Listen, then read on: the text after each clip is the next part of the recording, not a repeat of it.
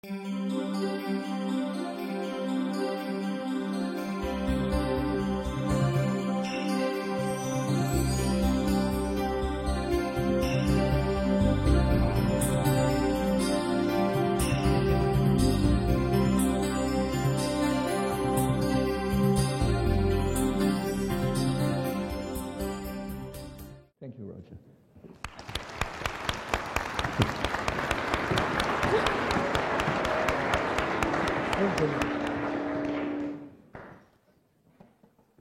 you. And thank you, Marco, and also Brenda, for introducing and giving a good part of my talk. Should I be seeing this on the screen? Yes. Thank you.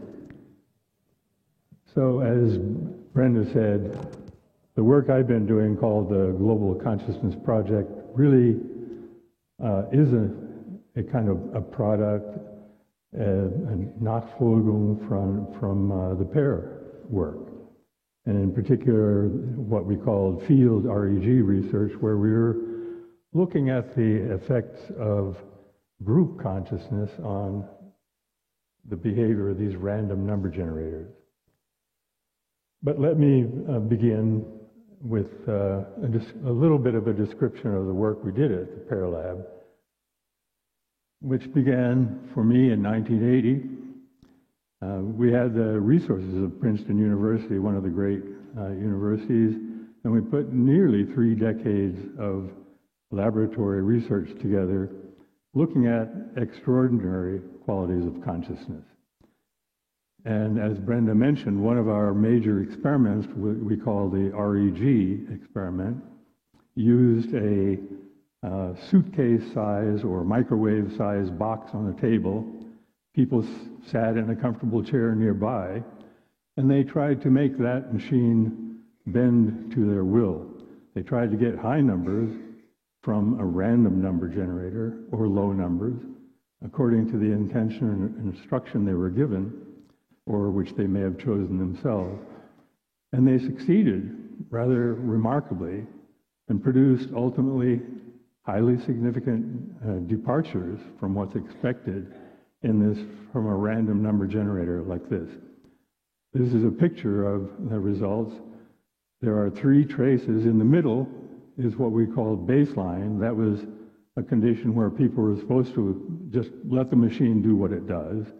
Turns out that those baselines were slightly better than they should have been, slightly closer to the chance expectation, probably because people said, oh, I want a good baseline. And so they got it. They also got high numbers when they were asked to do that, and low numbers when that was the instruction. Just a very brief moment on how a physical random number generator, random event generator works. The ones we use were based on quantum electron tunneling in transistors or diodes. And basically what we did was push a current against a switch or against a barrier. And the result, you perhaps can see a very faint cloud on the other side of the barrier. That's the few electrons that penetrate doing this, using this process, which nobody really understands, but which is called electron tunneling. So we get a tiny voltage, we sample that, and if it's above its mean value, we call it a 1. Below the mean value, we call it a 0. And we wind up with a sequence of random bits, random 1s and 0s, which we then accumulate in trials that are, depending on the experiment. As Brenda mentioned, we typically use 200 bits for a trial. It's like flipping a coin 200 times and counting how many heads there are. So we can see a kind of raw version of the output.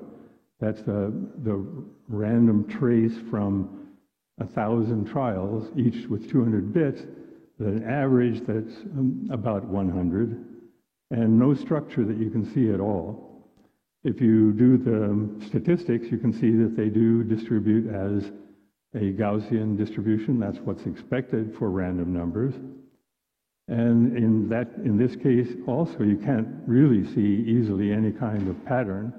So we developed a process called cumulative deviation analysis, where we would add in sequence the deviation from the first trial, the deviation from the second trial and third trial and so forth, and create a history. So if the first trial was 110, we would go up 10 units, and if the next one was 92, we would go down 8 units, and create a history over time of what the random bits were doing. You saw this picture in Marco's presentation, 2 different random event generators, both quite small, so you could attach them to a pocket-sized computer and take them to events out in the field. We had software that would take a continuous data sequence and allowed us to make a mark when an event begins or when an event ends.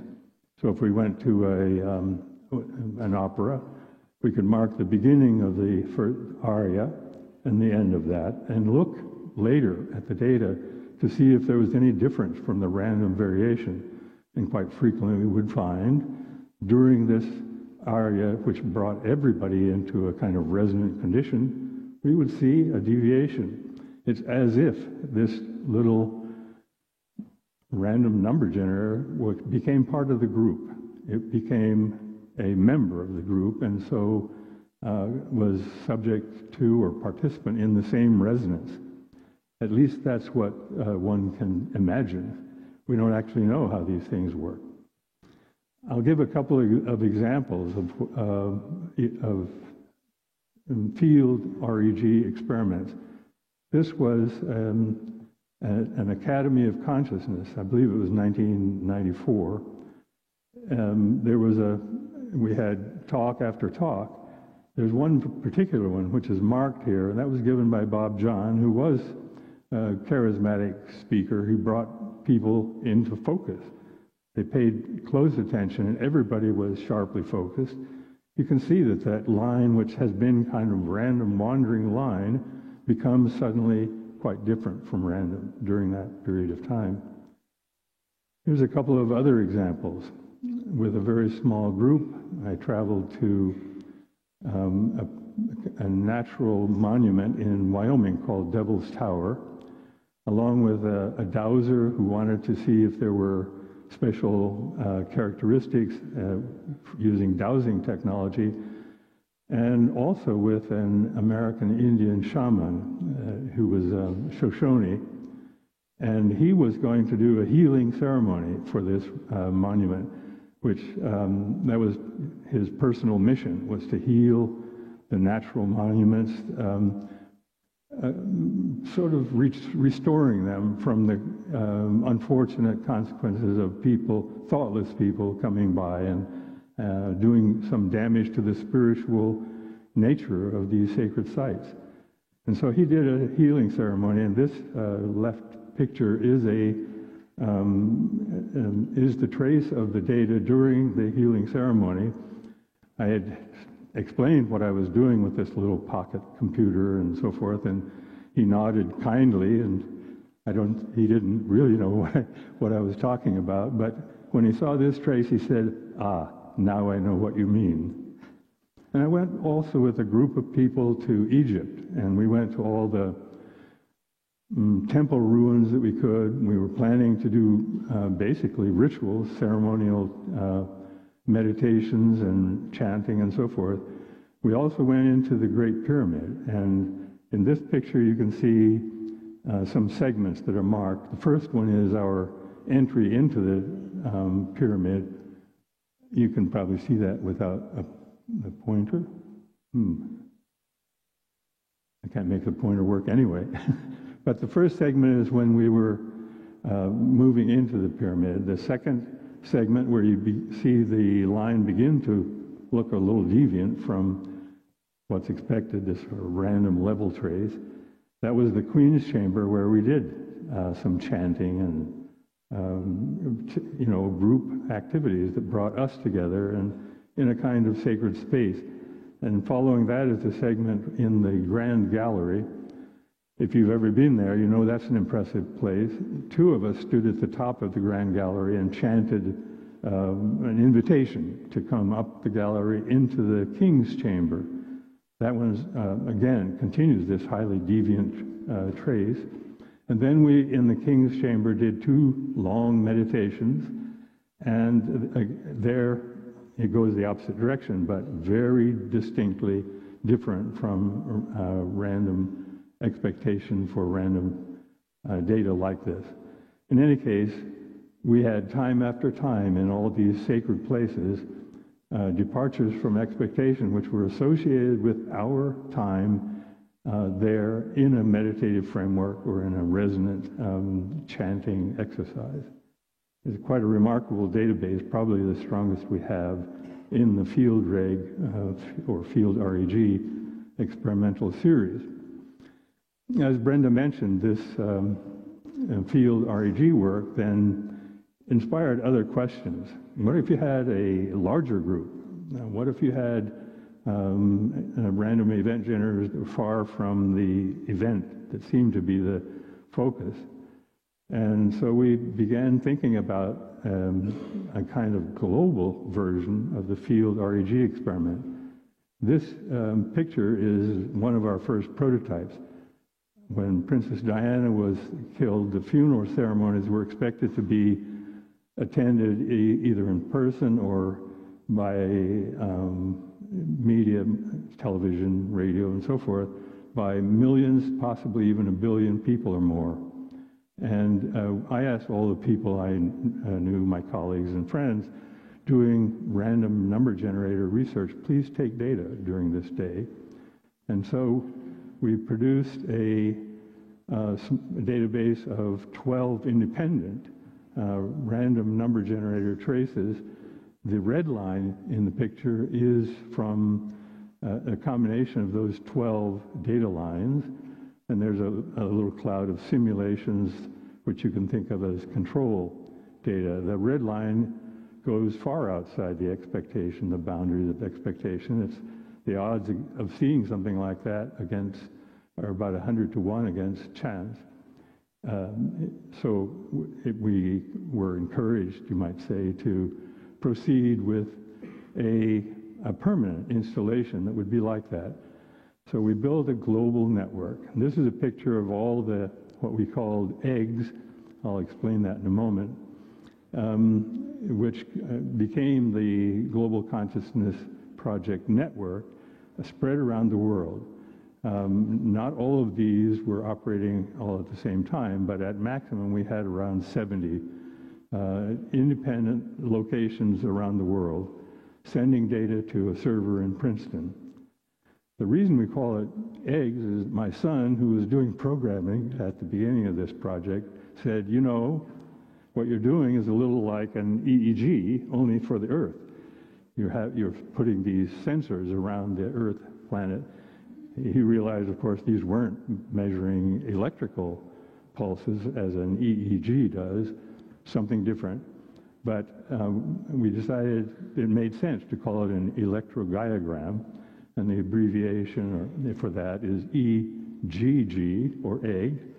And it really, in some sense, is analogous to an EEG, because in both cases, we're trying to get some kind of insight into what's happening in an otherwise kind of closed system using technology that samples it from the outside. One of the inspirations for the global consciousness idea was the philosopher, theologian, and paleontologist Teilhard de Chardin. He was both a scientist and a spiritual teacher. He was not very well loved by the Catholic Church because he was talking about evolution, for example. And he considered that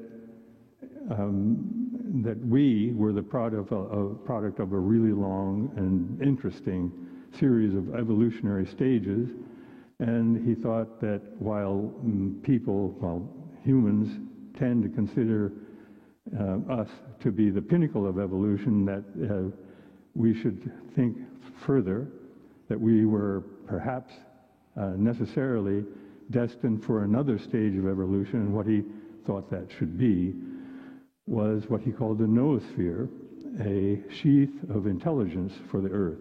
So that, and you know, there is a discussion of dominion in the Bible, but what he considered that our role would be in the future eventually was a stewardship, a kind of a creation of really an intelligent management of ourselves and the world that we inhabit. In any case, I asked the question, is this something that we might be able to visualize?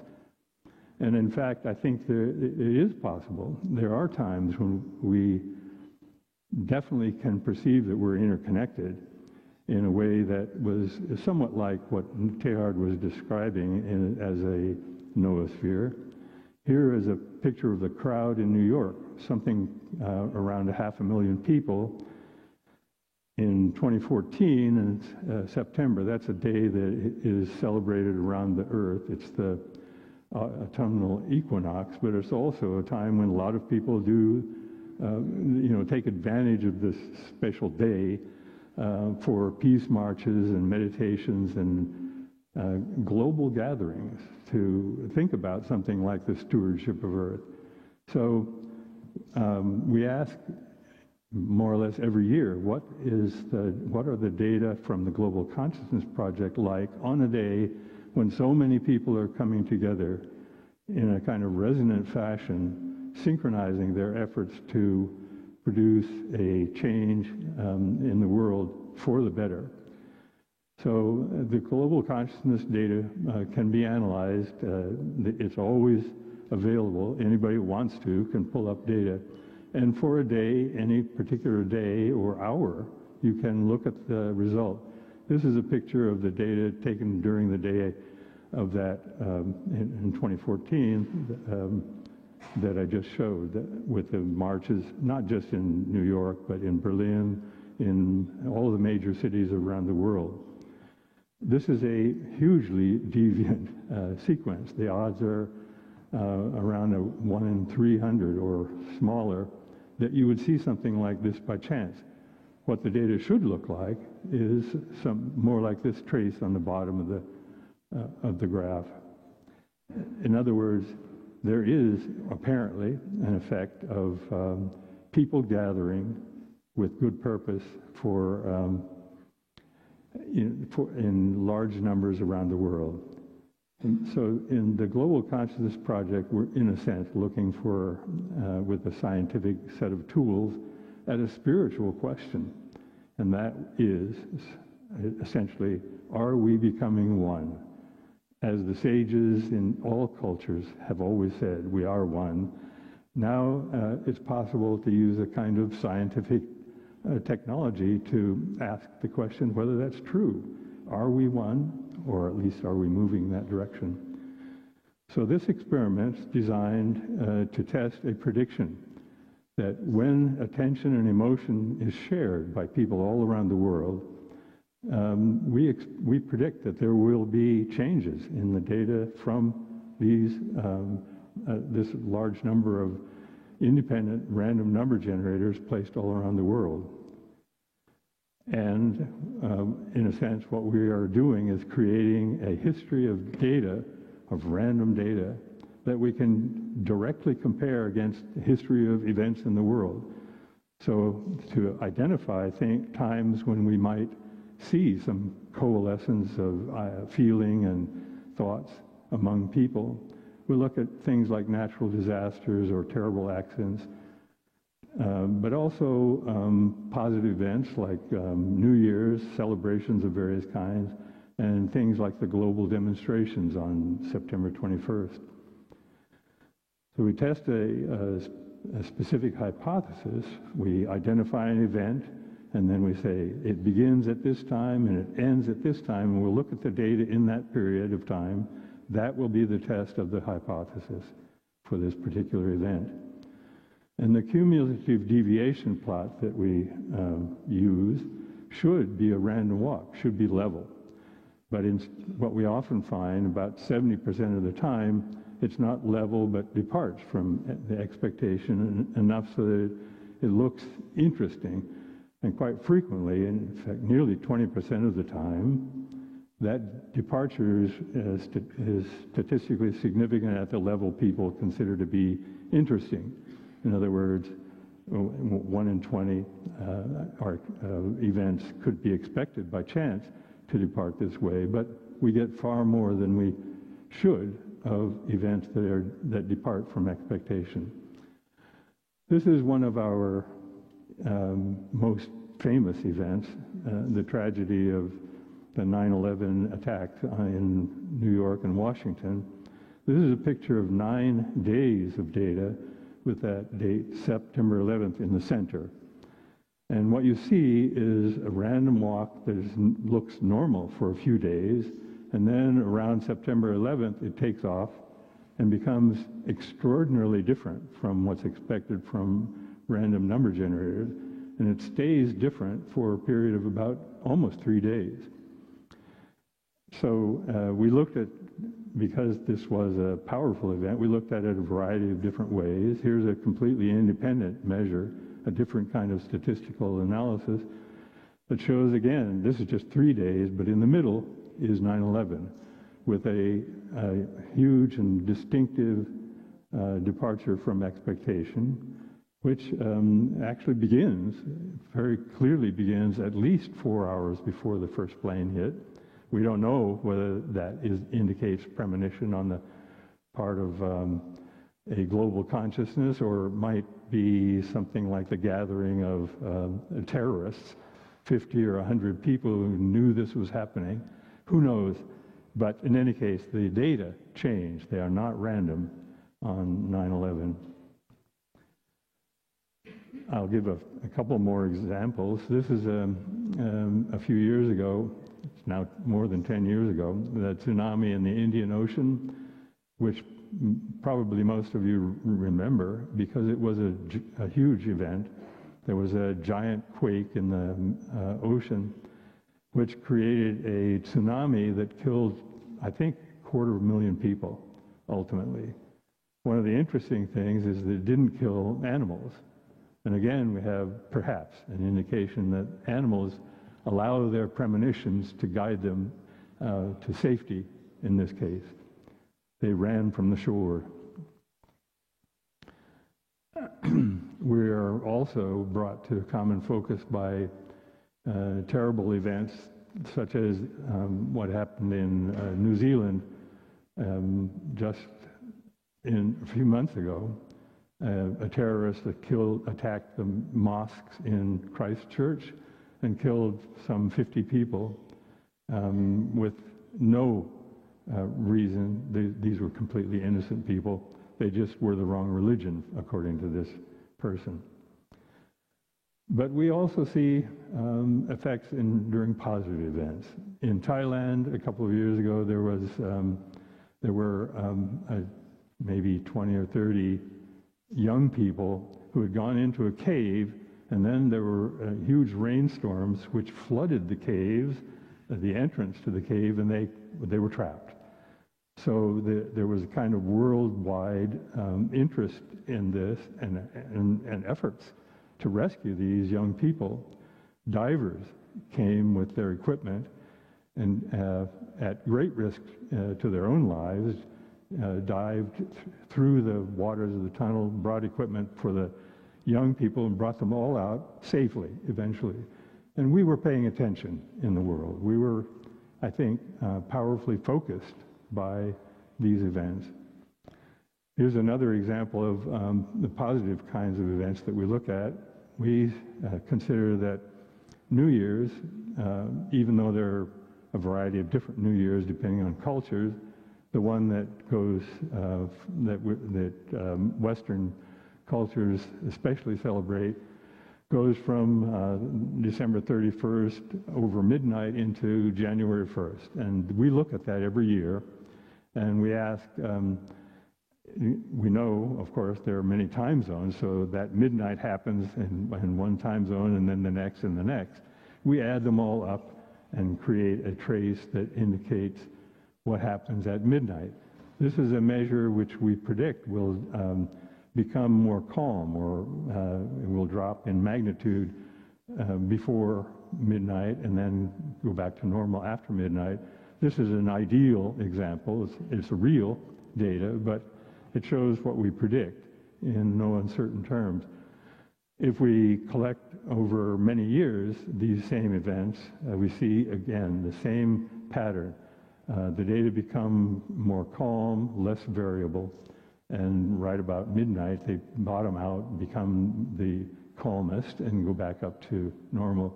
So this is not a tragic event. It's not even, it doesn't have any reality except in our minds and hearts. So we come together, we celebrate, we wait for midnight, which is an abstract point in time, really. And nevertheless, probably because we come together, we want to give somebody else a hug at midnight or lift a glass in celebration together. So we gather and commune and integrate and become resonant with each other. And we see that in the data. We see something like that in the data. Compassion and conviction seem to be a very strong element in creating change in our data. This is a picture of data during the Kumbh Mela, which you may know is a celebration where Hindus in India come to the north and bathe in the Ganges, if it's possible at all for them to do so. And each time this celebration occurs, it's a really big one every 12 years, and then there are smaller ones in between. Millions of people, some 20 or 30 million people, gather to bathe in the Ganges during the days of this celebration called Kumbh Mela. We've looked at 4 of them. They have remarkably similar patterns. Each time we have looked at it, this pattern shows the departure from expectation that we predict, and they all look so similar that when we put them together, they have a very strong departure from expectation. This culminates in something like a 1 in 1,000 probability that we would see so much departure from expectation by chance. And this corresponds exactly the same protocol every year, the daylight hours, people coming together to celebrate this cleansing by bathing in the Ganges. We also look at this September 21st day that I mentioned before every year. We can. We've done that for quite a few years. I'm particularly interested in showing this one because we don't always see the data come out the way we predict. We're predicting, as usual, that the data should go upward and go out and go toward that blue envelope boundary. Sometimes it does, sometimes it doesn't. In most of these occasions, we see that it does go in the direction of prediction and sometimes quite far out from the expectation. One of my colleagues, Brian Williams, put together a collection of all what he called global harmony events. They might be meditations organized to gather people all around the world. They might be prayer, they might be demonstrations, but they're all intended in some way to produce something like that you could call global harmony. So this is a composite of 100 and some such events, and they show this very strong departure as we've seen before. Again, the expectation for a collection of data like this should be a level trace, wandering but level. This is absolutely different from that. A few parts in a 1,000 that this would happen by chance. We sometimes look at the effects on our data of special people. This is Pope Francis when he was elected.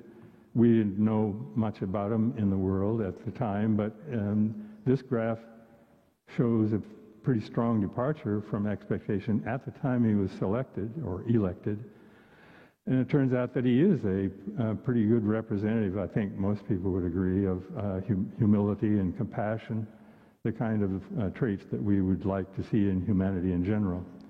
Here's another of our, a major figure on the world stage, Nelson Mandela. He was an inspirational figure and an honored citizen of the world. When he died, this is the way the data looked, starting about the time of his death.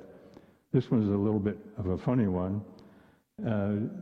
During the presidential campaign 3 years ago, when Bernie Sanders was doing well, he was giving a talk, I think this was in maybe Seattle. A wild bird landed on his podium. And he said, I think there's some symbolism here. I know this may not look like it, but that bird is a dove asking us for world peace. And this is what the data looked like when the bird landed. He's giving this talk, and the bird lands, and the data continue to go quite remarkably outside the expectation lines. And now Europeans especially and most of the world, Americans are beginning to catch up, are interested in foosball. And quite often people have told me, well, if your project is measuring global consciousness, you really should see big changes in the data when foosball is happening, especially the World Cup. So once in a while we have looked at it, and we've actually done a comprehensive look, which is complicated. But what we have found quite often is that even though there may be a lot of excitement, there's not much consistent departure from expectation. And why would that be? We don't know, of course, but we see time after time that the data don't go departing from expectation the way we would predict. And it could be that because what we're looking at in the case of foosball is two major forces competing with each other, rather than this kind of compassionate gathering that things like the September 21st or things like the great tragedies or New Year's bring about. On the other hand, it could be that we just don't know how to ask the question correctly, because sometimes we see some pretty interesting departures. Enough examples.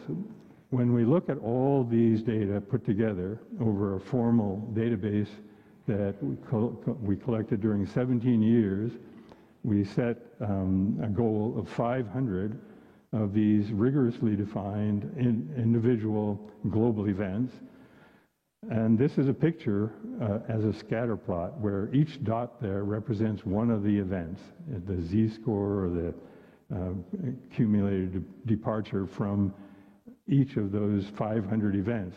You probably can't see that there's any pattern there, but if you look in the middle, there's a blue line, which is the real data, and a dotted black line, which is the expectation. They're pretty close to each other, but they're literally about 1/3 of a standard deviation.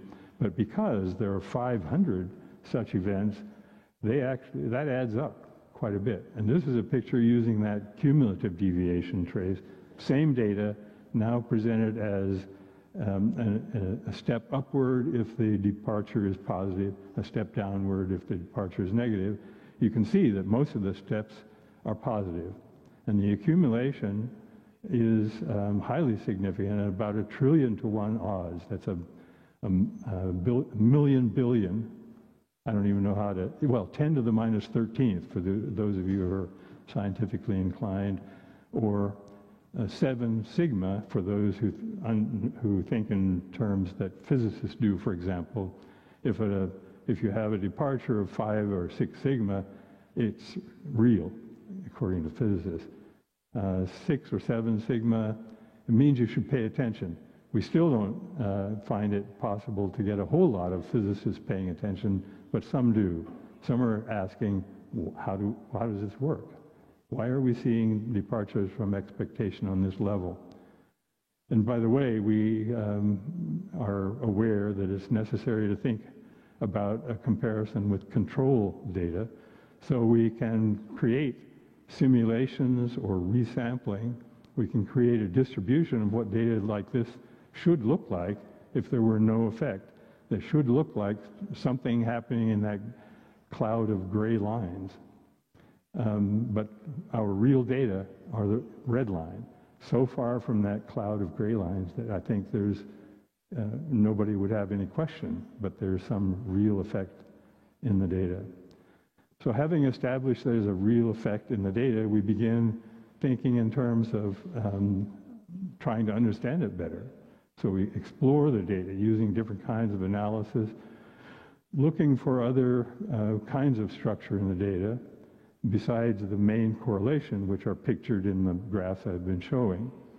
Are there familiar qualities in the data which might look like something we can recognize? Is there something about a global consciousness that resembles human consciousness enough so that it makes sense? And I think it's possible for us to see a number of indications that that is the case. If global consciousness is made of us, as was suggested by people like Teilhard de Chardin, a gathering of our intelligence into global intelligence, then it should be recognizable. So we ask simple kinds of questions. We categorize all these different 500 events, and we say there are some that are bigger, some that are smaller, which may translate into something like some more important than others. The more important ones, the ones with a larger number of people engaged, have bigger effects. That's something we would expect from the way human consciousness works. How about the strength of the emotion? If it's a really powerful event emotionally, does it have a bigger effect? It does. In time and no uncertain terms. The difference between those events rated as having a high level of emotion, they have a highly significant difference from those with only a modest or small amount of emotion. This is one of my favorite examples of a comparison with emotions familiar to us. We can go through all the events and say, does this embody compassion or does it evoke compassion? Does this event represent something that we can think of as love or compassion? And when we do that, we see that if there's a high level of compassion evoked or involved in the event, the effect is very big compared to those events with very little evidence of compassion. This one should surprise no one, but we didn't even think of asking this for the first 7 or 8 years. My colleague Peter Bansell put together an analysis asking, if we are awake, is the effect in these events that we look at, is the effect larger if we're awake? And the answer is yes. There's a pretty clear difference between the middle of the night and a time sort of late in the afternoon. In the middle of the night, the effect is relatively small, and around dinner time, it's maximized. And there is a trace on the bottom of the graph that shows data from the rest of the database where there are no identified events. Again, no sign of a pattern there, but in the case of the real data, there is a strong pattern. Now, another kind of comparison I find particularly interesting, this one's very recent. If we, instead of using the cumulative deviation trace to show what's happening over time, if we just smooth the data, we find a pattern. And the pattern is a kind of level trace and then a big hump or a spike, and then dropping back down to the level again. And that looks reminiscent of some things that we see in human physiology or brain electrophysiology. When you flash a light or make a burst of sound, your brain responds with what's called an evoked response. And the evoked response is your neurons all firing in response to the flash of light. that the picture on your right is from a human brain. The picture on the left is from the Global Consciousness Project data for one particular day. Another example of the same kind of analysis is a combination of all the significant short events, just 6-hour periods of time. That's a very common time period that we use when we identify the events. This is a combination of all the significant ones, and the vertical lines mark the beginning and end of the 6-hour segment, and then there's data on both sides, before and after. If we convert that also to this smooth version instead of the cumulative deviation version, we see a picture like this. Again, this looks a whole lot like a brain-evoked response. So maybe it's an accident, but it looks like the kind of responses that the Global Consciousness Project data have when a big event stimulates the global consciousness, quotations around all of that. It produces a pattern that looks ever so much like what happens when you flash a light and stimulate the human brain. So there are a number of ways of asking the question whether there's some similarity between the way global consciousness looks and the way human consciousness looks.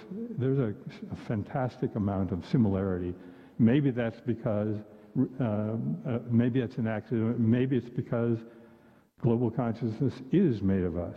Maybe we are coming together at an unconscious level and becoming a little bit like what Teilhard de Chardin was predicting 50 or 70 years ago would be the next phase of our development as human beings. So here's a few kind of takeaways from the Global Consciousness Project database and analysis. It forms a kind of cosmology of consciousness. Basically, we can see, and this also comes from all kinds of other experiments, the ones that Brenda talked about. Consciousness really exists in the world. It has a presence. It makes a difference. It lives objectively in the world and is part of it in ways that we are only barely beginning to understand because we haven't been asking about it. Consciousness is not just local, but it's extended. It goes out into the world, quite possibly out into the universe. In some sense, there isn't any limitation.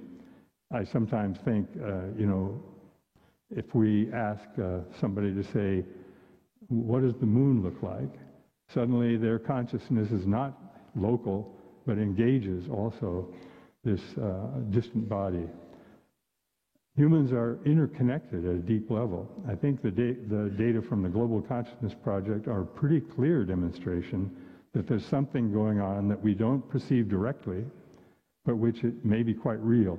There's a kind of interconnection that's stimulated and brought into sharper focus by major events in the world, either positive or negative events, where our interconnection creates something like an expanded and comprehensive consciousness comprised of all of us. Mind can have effects that we haven't imagined. The truth is that our wise ones have very long since imagined effects of our consciousness. When people almost anywhere in the world are asked, what do you think about prayer? They might say, well, I don't pray or I do pray. But people who pray are asking something of the universe, something of their spiritual surrounding. They're, in other words, believing that mind can have effects that are... We wouldn't continue to do prayer forever if it didn't do any good at all. Perhaps we have discovered that kind of subtly, but realistically, it makes sense to ask for something that we would like to happen. Cooperative intention can have consequences. When we come together, we had a sign in the PEAR Lab a very small sign that said, if we all work together, we can totally subvert the system. And I think that we have evidence that really is quite true. And when we are coherent, when we come together, when we are resonant with each other, we create something new. And it's a kind of, at least the beginnings of something like the noosphere envisioned by seers like Teilhard de Chardin. And I think ultimately we should consider seriously that we can accept oneness, that is, a unity across all peoples, as a piece of modern wisdom, not just something that the ancients tried to teach us, but something that for which there's evidence in a scientific mode in our modern world. So if we have evidence that we form this kind of global consciousness, that means that we have we're doing something that's a little bit like what neurons do. As you know, your brain is maybe 100 billion neurons connecting with each other and interconnecting in such a way as to become love or despair or consciousness or wishes and desires, that the interconnections that our brain, our internal entities in the brain make with each other are in some sense an analog to what could be the case for human beings. We form interconnections just as neurons do. And just as neurons do not know anything about this, we human beings apparently don't either. But so the interconnections or connections that we make with each other, apparently, as shown in the data, they're inaccessible. We don't have any way of feeling that directly, except maybe in meditative states. They're unconscious and unknown, but it seems like it may be possible for us to work toward becoming more conscious of the fact that we are interconnected with each other. If we become conscious of our interconnectedness, we are capable, I think, of conscious evolution. We can intend to become the human beings that we have the potential to be, and if we do that, I think we can become the global consciousness or the noosphere that Teilhard de Chardin and other wise ones in the past have described. So let me end with a quote from my favorite inspirational writer. He was, like others, Einstein, for example, a producer of quotations that are remarkable. Someday, after mastering the winds, the waves, the tides, and gravity, we shall harness for God the energies of love. And then, for a second time in the history of the world, man will have discovered fire. So there are a couple of books, as Brenda mentioned. ICRL Press recently published the one on the right, Connected.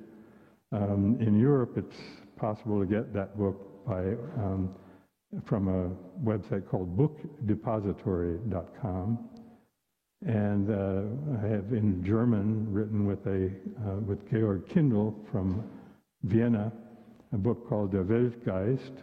It's different, but it covers some of the same territory and some other kinds of things. That one is available on Amazon.de. In any case, thank you very much for your attention and for being part of a global consciousness.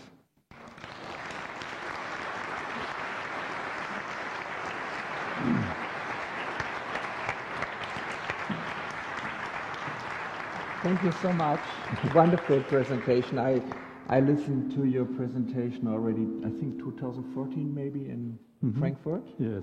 But it's also in a process of evolution. Yes. It's absolutely non-static and right. Again, very amazing. And I think your research is of a historic dimension.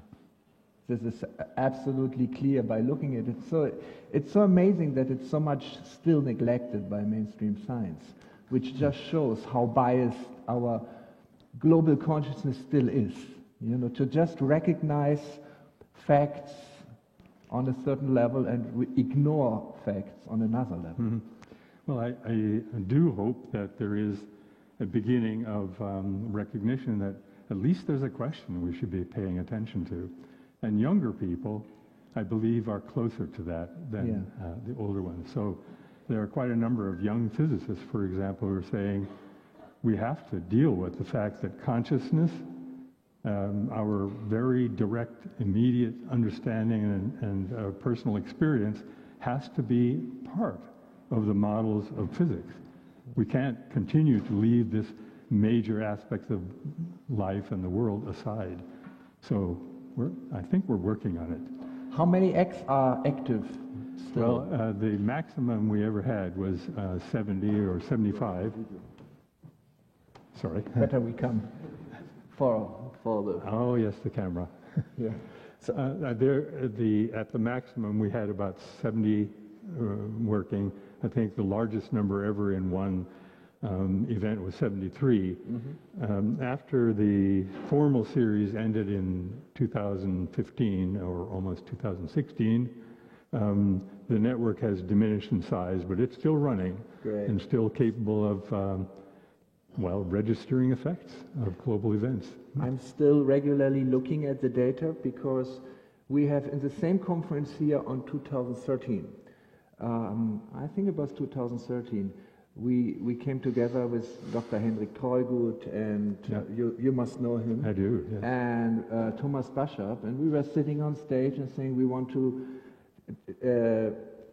use our network of our kind of X. We have a few thousand around the world with the in the time wave technology. It's just there in each device there is 3, mm-hmm. 2 on an electronic basis and 1 is using a tunnel effect of photons for creating the digital direct digital quantum data. Mm-hmm. And our therapists and people interacting with it, and we thought, I think we are interacting with the same global consciousness field as you, but from the other side. We try to give positive impulse into it.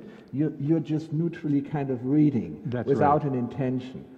So, and in the same way as you said, you should, if you look at data, you should have an expectation clearly stated in advance. So we were sitting here and saying we want on the 1st of December 2013 at 12 o'clock noontime, we want to, connect our network of this physical random generators and give a message of peace and love into the global consciousness. And we want to see what Dr. Roger Nelson's network is doing at this time. Okay. It was just, so I'm not sure because I didn't prepare this, but I know it's on the computer. If I look at the desktop, and are your devices running continuously also? Yes. Oh, so that's marvelous. I'm just looking. Is there somewhere like someone has reading glasses?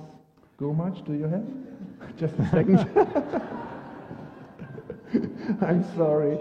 I'm growing older also. Thank you. Because I think it's here. Let me see. Yeah. That's rare. I find something so quickly. Here we are. This is from you. Mm-hmm. Here it is. I have to put on my reading glasses. So here it is. So this was a few months after we announced that we want to look at your data exactly at this moment. So it's not randomly picked. Oh my gosh. So exactly at 12 o'clock on this day. That's where the arrow is? Exactly. On the 1st of December 2013, at least we have a very strong race going beyond, I think this is 2 sigma? That's at least 2 sigma, yeah. Yeah, that's at least also 3. I'm not sure. That's beautiful. So it's a very persistent and consistent trace from that moment you started the exercise. Yes, as you said, this is like the blessing a beginner a project has in the beginning. So, but we were very much encouraged about this, and since that time we have done at least 20 of this events, getting our